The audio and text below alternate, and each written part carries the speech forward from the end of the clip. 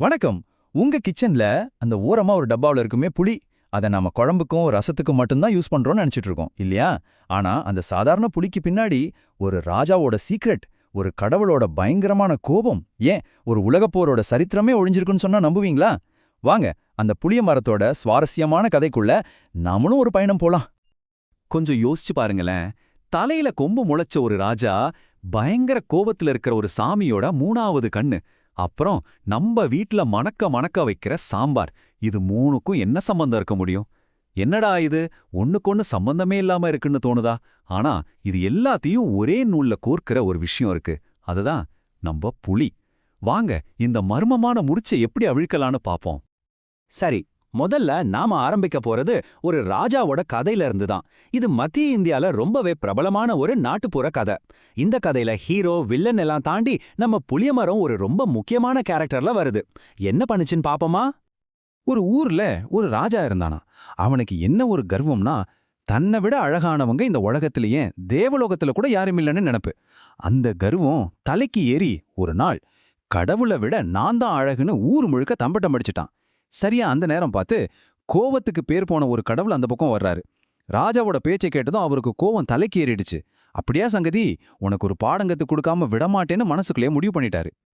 வெடிஞ்சு பார்த்தா ராஜாவுக்கு தலையில 2 கொம்பு முளைச்சிருக்கு. அவ்வளோதான், ராஜா ஆடி போயிட்டான். உடனே தன்னோட நாவிதரை கூப்பிட்டு, ஏய், இந்த ரகசியம் மட்டும் வெளியே தெரிஞ்சது உன் தலை தப்பாதுன்னு பயங்கரமா மிரட்டிருக்கான். பாவம் அந்த நாவிதர் ரகசியத்தை யார்கிட்டயும் சொல்ல முடியாம தவிக்கிறாரு. ஆனா அந்த ரகசியம் வயித்துக்குள்ள இருந்துகிட்டு அவரை பாடா படுத்துது. வயிறு அப்படியே டும் டும்னு பெருசா வீங்க ஆரம்பிச்சிருச்சு. ஐயையோ, வயிறு வெடிச்சு செத்துருவோமோன்னு பயந்து போனவர் அரண்மனைக்கு வெளியே இருந்த ஒரு புளிய மரத்துக்கிட்ட ஓடி போய், ராஜாவுக்கு தலையில கொம்பு இருக்கு அப்படின்னு மரம் காதுல ரகசியத்தை சொல்லி பெருமூச்சு விட்டுருக்காரு. அவர் ரகசியத்தை சொன்னதுதான் தாமதம். அன்னைக்கு ராத்திரியே ஒரு பெரிய புயல் அடிச்சு அந்த புளிய மரம் வேரோட சாஞ்சிருச்சு. இத கேள்விப்பட்ட ராஜாவுக்கு ஒரே கொண்டாட்டம். அப்பாடா, ரகசியத்தை கேட்ட மரம் போயிடுச்சு, இனி கவலை இல்லைன்னு நினைச்சு அந்த மரத்தை வெட்டி அதுல ஒரு பெரிய முரசு செஞ்சு அரசவைக்கு கொண்டு வர சொல்லியிருக்கான். இப்பதாங்க கதையோட அசலான ட்விஸ்டே வருது. அரசவையில எல்லாரும் கூடியிருக்காங்க. ஒரு கலைஞர் அந்த புது முரச வாசிக்க ஆரம்பிக்கிறார். ஆனா என்ன ஆச்சரியம், அதிலிருந்து டும் டும்னு சத்தம் வரல. அதுக்கு பதிலா ராஜாவுக்கு தலையில் கொம்புகள், ராஜாவுக்கு தலையில் கொம்புகள்னு ஒரு பாட்டு மாதிரி சத்தம் கேக்குது. அடக்க முடியாம அந்த புளிய மரமுரசு ரகசியத்தை போட்ட உடைச்சிடுச்சு. இத கேட்டதும் அரசவையே கொல்லுன்னு சிரிச்சது. ராஜா அவமானத்துல தலை குனிஞ்சு நின்னுட்டான். அவமானத்துல கூனி குறுகி போன ராஜா வேற வழி இல்லாம அந்த முரச மட்டும் தூக்கிக்கிட்டு காட்டுக்கு ஓடிட்டான். பல வருஷங்கள் அந்த முரசுதான் அவனுக்கு ஒரே நண்பன்.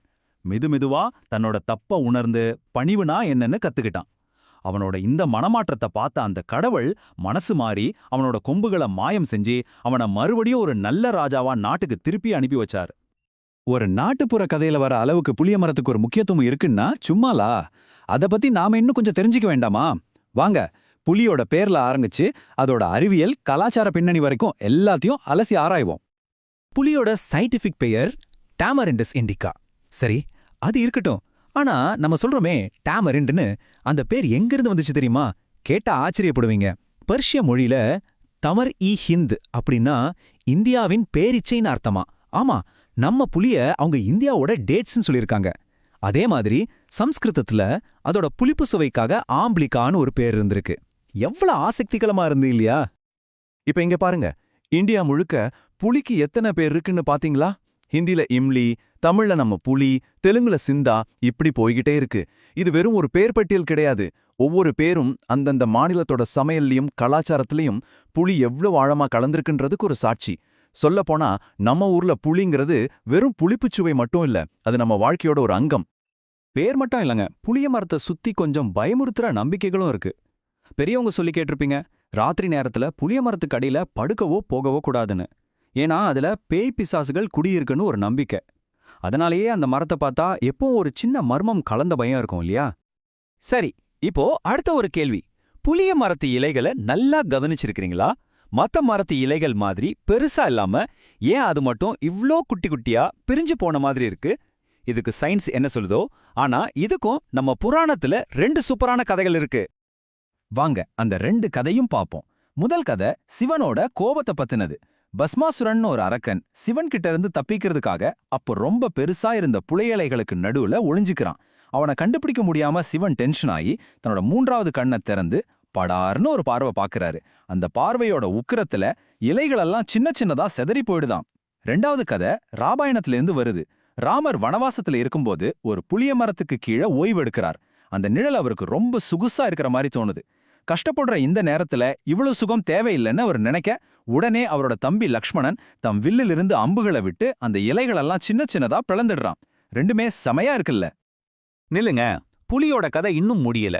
இன்னும் சில ஆச்சரியமான புராணங்களும் ஒரு இசை சூப்பர் ஸ்டாருக்கும் நம்ம புலி மரத்துக்கும் ஒரு ரகசிய தொடர்பு இருக்கு. என்னன்னு தெரிஞ்சுக்க ரெடியா? வாங்க பார்க்கலாம். இது ரொம்பவே ஆச்சரியமான ஒரு நம்பிக்கை. மாபெரும் இசை மேதை அக்பரோட அரசவையில இருந்த பாடகர் தான்சேன் பத்தி கேள்விப்பட்டிருப்பீங்க இல்லையா? குவாலியர்ல இருக்கிற அவரோட கல்லறைக்கு மேல ஒரு புளிய மரம் இருக்கு.